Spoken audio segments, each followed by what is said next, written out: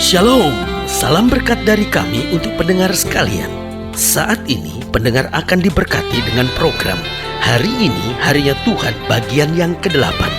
Sebuah program rohani tentang doktrin Alkitab yang menolong kita untuk semakin tertanam dalam kebenaran firman dan bertumbuh dalam kemuliaan. Bersama hambanya, Pendeta Gilbert Lumwendong, STH. Banyak orang merasa doktrin Alkitab sebagai sesuatu yang membingungkan. Tetapi tahukah saudara bahwa doktrin Alkitab intinya adalah memahami Alkitab dengan benar, dengan pemahaman yang sistematis, sehingga kita terus dapat tertanam di dalam kebenaran firman, sehingga kita terus bertumbuh di dalam kemuliaan Allah. Buka hati saudara sekalian untuk menerima berkat-berkat firman-Nya hari ini. Hidup Kristen memiliki kepastian tentang diri kita. Lalu mungkin para pendengar mempertanyakan, apa maksudnya pendeta? Bahwa hidup Kristen memiliki kepastian tentang diri sendiri atau diri kita. Ingat bahwa dunia ini orang makin tidak mengenal diri, sehingga akhirnya kita tidak menjadi orang yang hidup benar. Sehingga ini yang saya bilang, kita akhirnya jadi benalu. Kita nggak memiliki kemandirian dalam hidup. Kita either minder atau sebaliknya menjadi orang-orang yang sombong. Nah, dari sini saya pelajari kenapa hidup Kristen memiliki kepastian tentang diri kita sendiri. Artinya apa? Hidup Kristen adalah hidup yang memandirikan hidup.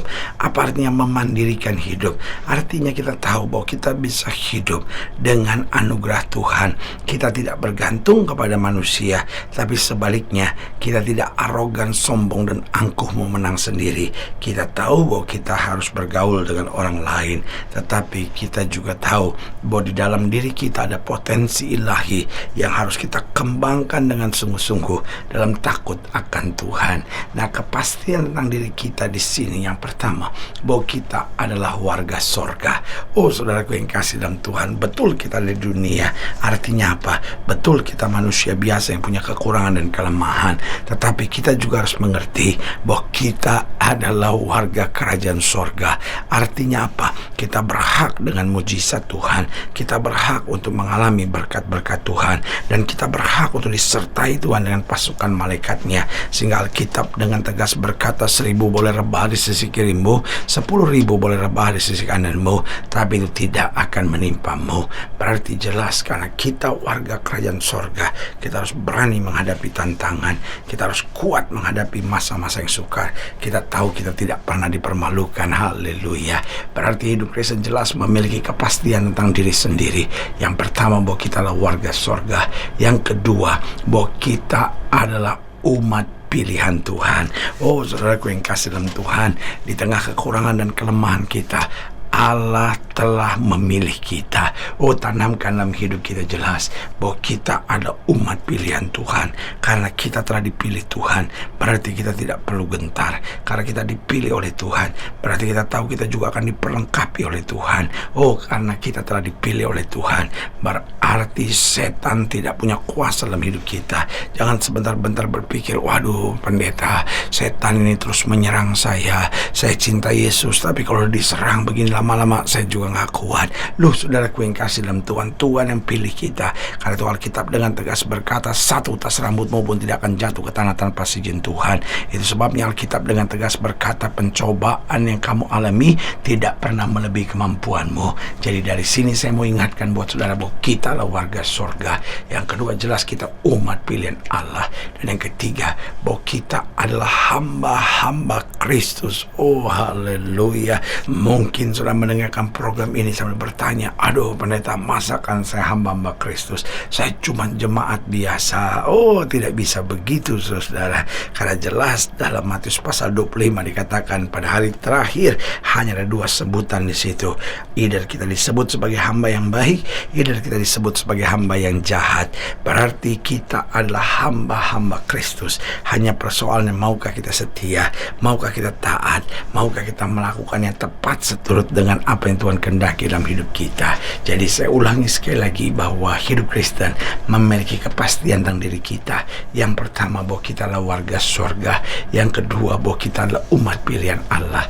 Yang ketiga, bahwa kita hamba-hamba Kristus yang harus berjalan dalam ketaatan dan kebenaran serta kesetiaan.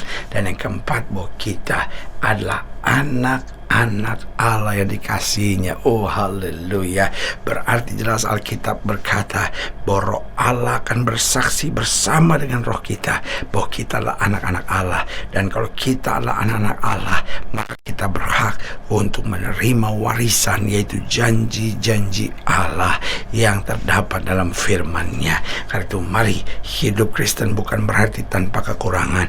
Hidup Kristen bukan berarti tidak memiliki kelemahan, tetapi hidup Kristen adalah kepastian bahwa kita warga sorga, bahwa kita umat pilihan Allah, bahwa kita adalah hamba-hamba Kristus, bahwa kita anak Allah yang dikasihinya.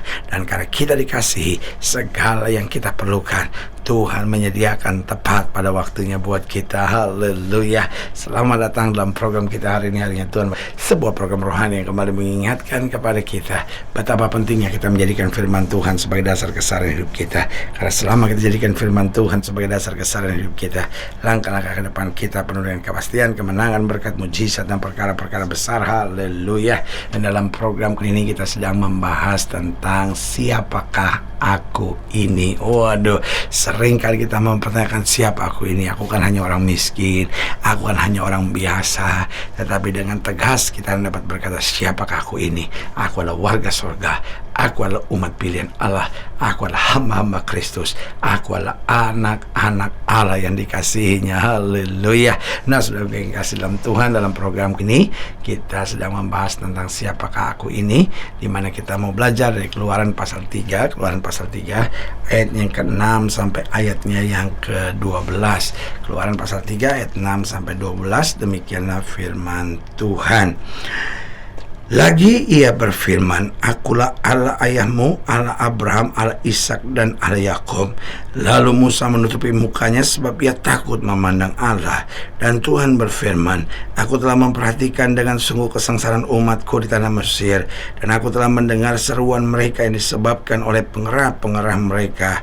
Ya, aku mengetahui penderitaan mereka. Sebab itu aku telah turun untuk melepaskan mereka dari tangan orang Mesir dan menuntun mereka keluar dari negeri itu ke satu negeri yang baik dan luas, suatu negeri yang berlimpah-limpah susu dan madunya, ke tempat orang Kanaan, orang Het, orang Amori, orang Feris, orang Hewi, dan orang Yebus. Sekarang seruan orang Israel telah sampai kepadaku, juga telah kulihat betapa kerasnya orang Mesir menindas mereka. Jadi sekarang pergilah, aku mengutus engkau kepada Firaun untuk membawa umatku orang Israel keluar dari Mesir.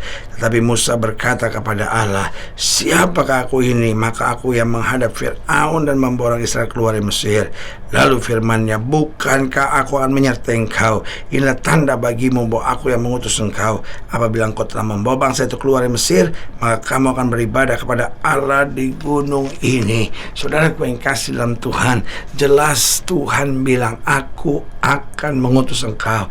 Tetapi Musa masih bertanya, siapakah aku ini? Dia lupa bahwa kita adalah warga sorga, kita umat pilihan Allah, kita hamba Kristus, kita anak Allah yang dikasihinya. Saudaraku yang kasih dalam Tuhan, berarti setiap orang yang percaya kepada Kristus harus memiliki kesadaran diri yang kuat seperti ini. Ingat, waktu iblis mencoba Yesus, apa kalimat pertama? Jika engkau anak Allah.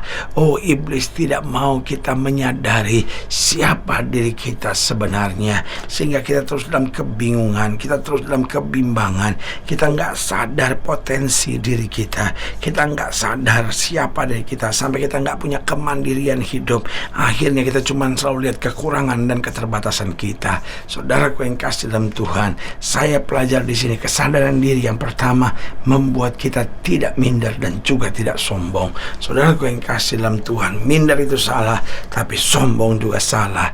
Sombong itu salah, tapi minder juga salah. Hidup Kristen harus rendah hati, bukan rendah diri, saudara-saudara. Betul kita merendahkan diri, tetapi bukan berarti kita menjadi orang-orang yang rendah diri. Kita adalah orang-orang yang tahu kepada siapa kita percaya. Kita tahu bahwa kita telah disertai oleh Tuhan, dan Tuhan tidak akan pernah mengecewakan dan mempermalukan kita. Siapapun saudara yang sedang mendengarkan program ini, ingat, kalau kita hidup di dalam Yesus, Yesus yang mengangkat kita. Karena Yesus mengangkat kita, kita tidak perlu sombong. Tapi karena Yesus mengangkat kita juga, kita tidak perlu minder. Yang menyertai kita adalah Tuhan di atas segala Tuhan, Raja di atas segala Raja. Haleluya. Yang kedua saya pelajari, kesadaran diri di sini membuat kita bekerja keras dan melayani Tuhan dengan lebih sungguh-sungguh lagi. Oh saudaraku, kalau kita sadar siapa dari kita, bahwa kita diangkat oleh Kristus untuk menjadi warga sorga, umat pilihan Allah, hamba Kristus, anak-anak Allah yang dikasihnya, berarti kita nggak akan main-main. Kita kerja lebih keras, kita melayani Tuhan. Itu sebabnya Paulus bilang, aku tadinya rasul yang paling hina, tetapi aku diselamatkan oleh kasih anugerah. Karena itu aku bekerja keras lebih daripada yang lain. Saudaraku yang kasih dalam Tuhan, kesadaran diri bahwa Yesus telah melakukan segalanya buat kita akan mendorong kita untuk tidak main-main dalam hidup ini. Yang ketiga saya pelajari, kesadaran diri ini membuat kita selalu bersyukur dalam segala situasi. Karena kita warga surga, kita umat pilihan Allah, kita hamba Kristus, kita anak Allah yang dikasihnya. Berarti mau ada badai, mau ada angin ribut, kita tetap bersyukur dalam segala situasi. Kita tahu kita tidak akan ditinggalkan, kita tahu kita tidak akan dipermalukan, kita tahu kita tidak akan dikecewakan. Haleluya.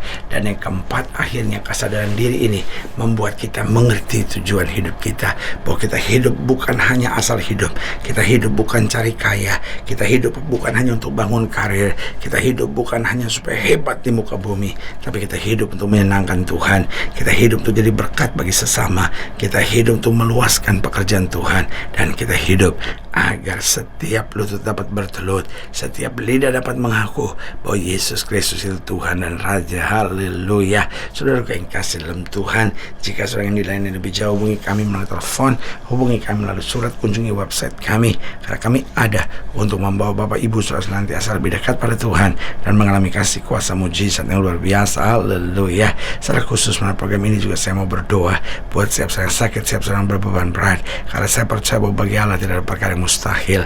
Nah, saudara-saudara yang didoakan secara khusus, boleh taruh tangan kanan saudara di dada dan kita akan berdoa. Mari kita berdoa. Bapa, dalam nama Yesus, hamba doa buat yang sakit, hamba doa buat yang berbeban berat, hamba doa untuk setiap mereka yang sedang menghadapi masa-masa yang sukar, karena hamba percaya bahwa bagi Allah tidak ada perkara yang mustahil. Bapa, hamba berdoa di dalam nama Yesus, Tuhan jamah yang sakit, Tuhan sembuhkan, yang lemah Tuhan kuatkan, yang susah Tuhan liburkan, yang jatuh Tuhan angkat, sehingga hari-hari yang penuh kemenangan boleh berlaku. Secara khusus hamba doa buat mereka yang taruh tangan kanannya di dada, di dalam nama Yesus, Tuhan jamah mereka yang berbeban berat, mereka yang dalam pergumulan, mereka yang butuh mujizat, bahkan mereka yang kadang-kadang hidup dengan rasa minder atau justru malah sombong. Hamba berdoa di dalam nama Yesus, Tuhan pulihkan, sehingga kami sadar siapa diri kami, bahwa kami adalah warga sorga, kami umat pilihan Allah, kami hamba Kristus, kami anak-anak Allah yang dikasihnya, yang semua dikerjakannya melalui penderitaan di atas kayu salib. Di dalam nama Yesus kami berdoa. Haleluya. Amin. Saudara gue yang kasih dalam Tuhan, kita sudah berdoa. Ingat, Allah tidak pernah lalai menepati janjinya. Inilah saatnya buat kita untuk bangkit, bersemangat, bersuka cita dalam menghadapi segala perkara. Karena kita tahu Yesus hidup, Yesus berkuasa, dan selalu menyediakan yang terbaik buat anak-anaknya. Doa saya menyertai saudara. Sampai berjumpa pada program berikut, dan jangan lupa jadikan hari ini harinya Tuhan. Haleluya.